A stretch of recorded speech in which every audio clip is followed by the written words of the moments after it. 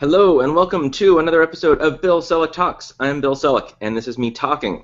But I'm not talking to myself. I am now talking to the Scott Bedley. You may know him from such shows as The Bedley Brothers and The Bedley Brothers, actually. And now this show. But Scott, you're not here to talk about The Bedley Brothers. You're here to talk about Global School Play Day. Welcome. Thank you very much, Bill Selak. We appreciate it. Oh, Global School Play Day. Eric, the sound works. Hello. And we have special guests live from not the West Coast. Eric, your sound works. This is beautiful. Awesome. We're live on the air now, so hello. Hey, hello. Hi. Thanks, Bill. What's up, Scott? Hey, Eric. Happy Global School Play Day.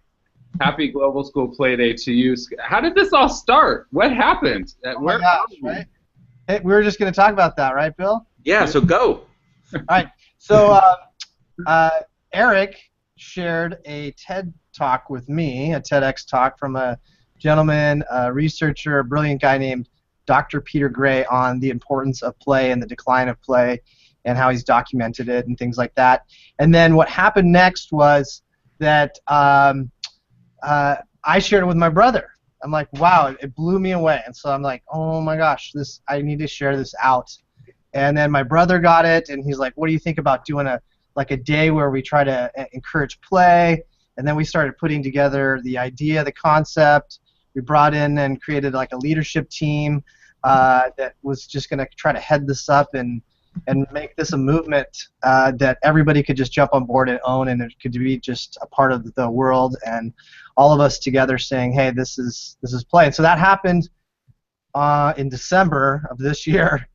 And by January, second week in January, I think we announced it, and in 4 weeks, it's just hit over 66,000 kids participating globally on this, and it started last night. I started seeing the tweets last night. Eric, did you see those tweets last night coming across? Yes, I did. Yesterday afternoon, we started getting, the first wave in Australia. We've got a lot of friends down in the Southwest in Perth. And so that was very surreal, I must say. And Scott told the story well. I mean, he and I, through our connection just on Twitter and Voxer, honestly, we started talking about, homework and just kind of other things. And then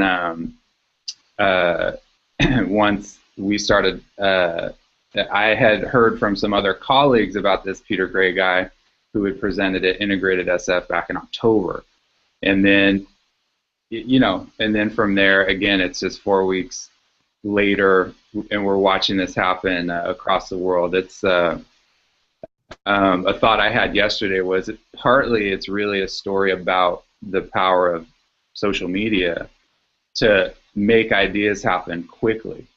And, just putting this team together with everybody and their different sort of talents and connections has been really incredible. And of course, the global reach is, we see it in the numbers, and we see just how many hundreds of people from outside of the United States are joining. And just this morning, Tim shared with us there was a school in India with over 3,000 students that's on board.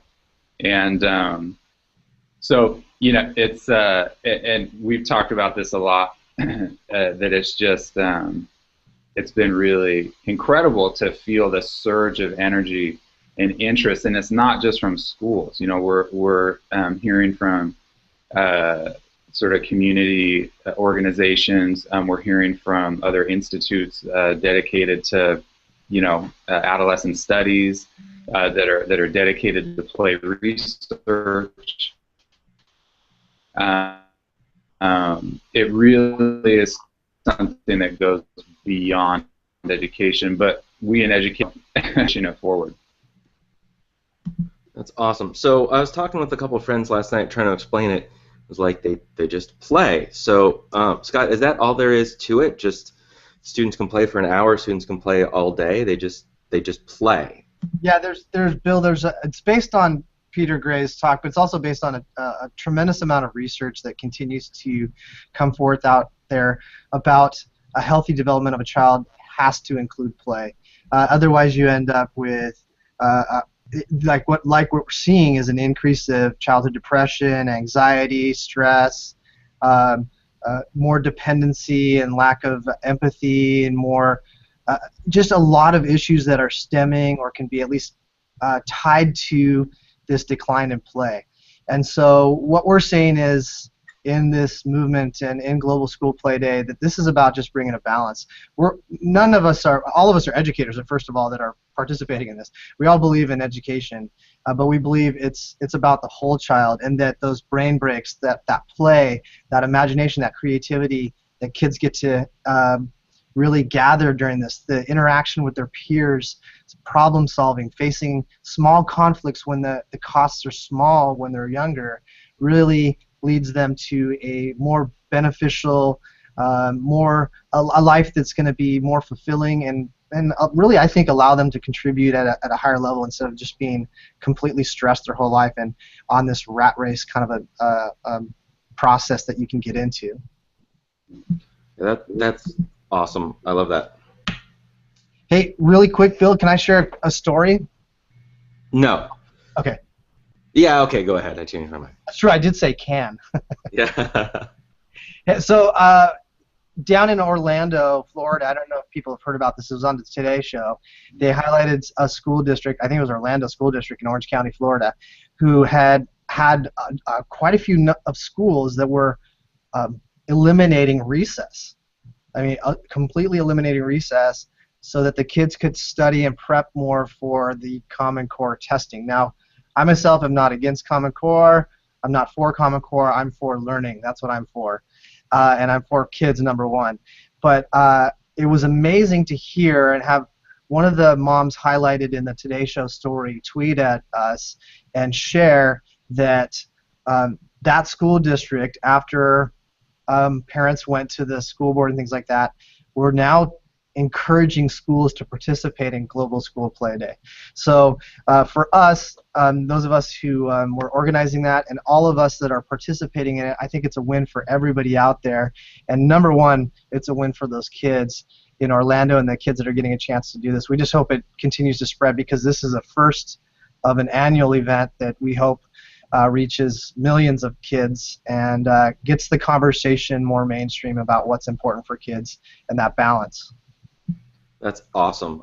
I love that. Like, they pulled a 180, or some people misspeak, they pulled a 360. Started. I love that. Love that so much. So how do folks get to actually participate? And if they're just finding out about it now and going, oh, dude, I wish we could have done that. Like, are there rules that it has to be on the first Wednesday of February every year, or what? Eric, do you have some details for us about how people can actually jump in and do this?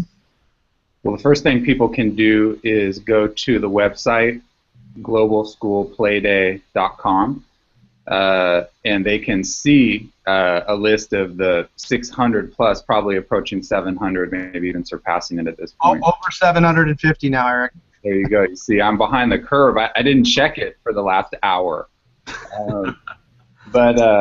So they can see all the different schools and individual teachers that have signed up. They can click to sign up. It's not too late. For some schools with their schedule, we say, who cares? You know, do it Thursday, do it Friday. And we also ask a serious question: why couldn't this be a part of every day? Why doesn't this pertain just as much to high school kids as it does to a kindergartner? And we do have high schools. Our friend Ruben Hoffman down in Southern California is one guy that's really made a lot of noise. He's a high school teacher, and he's embraced this fully. And myself, coming off of 16 years of working in high school as a teacher and administrator, I have seen the detriment that our structures do to our kids, where school becomes a place to sit down in a desk and listen, take notes, maybe, work on a device, but for the most part, it's a physically passive experience. In fact, there was just a recent post that Grant Wiggins shared that actually was his daughter that shadowed a kid for 2 days. And it's a terrific piece. She basically talked about how exhausting it was to go through these 2 school days when 90% of the time she had to be essentially inert, physically inert, paying close attention, etc. And it's not the fault of any individual teacher. It's not the fault of anybody behind a curtain trying to crush the spirit of kids. It's all the things that we're doing at one point were put, into practice for good reason, to help kids, to help them learn. The problem, though, is that the experience of the kid from 7:50. Hey, look who popped in, Eric. Sorry to interrupt you. Oh, no, it's okay. It's like a Christmas show. Oh, look, hello there, special guest Tim Bedley. How are you? By the way, Bill, there's a university, an Ivy League university, who's playing today. That's Brown University. Whoa, Tim Bedley live on the scene.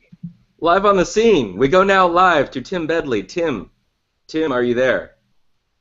He's hard at play. Yeah. But long story short is people should sign up.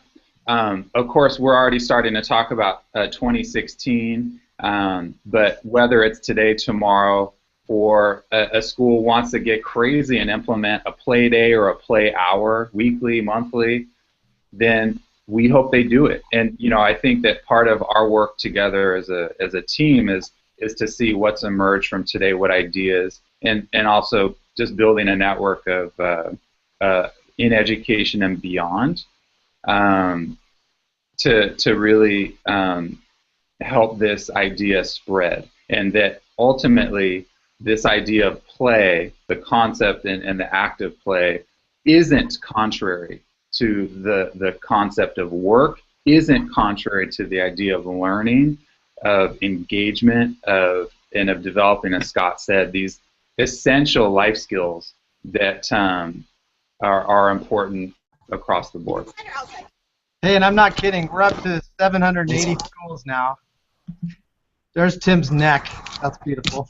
Yes. Tim, can you hear us? Are you there? I can hear you. Yes. Hello. We are live. I'm trying to do like a news anchor bit here. Do you see students? Are they playing?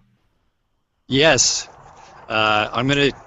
I don't know if I can flip the camera on my phone for the Google Hangout, but I just might have to flip my entire phone around. Yeah, that's a new thing. You can just do that. Right? Yeah. The kids are just getting here. Hey, be sure you describe the action for the podcast later on there. Oh, for the audio, yeah. Well, we have kids just doing morning recess stuff, but a lot of them have toys with them.